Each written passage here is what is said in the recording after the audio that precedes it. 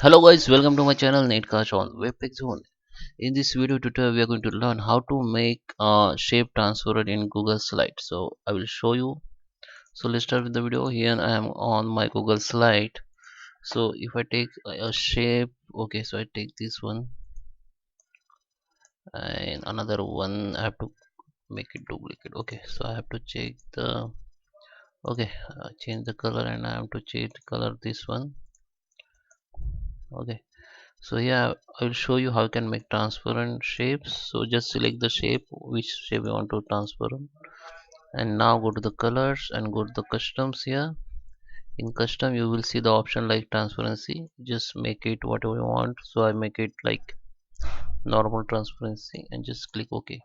So you can see this slide now has been transparent shape. Okay, so that is how you can make it transparent.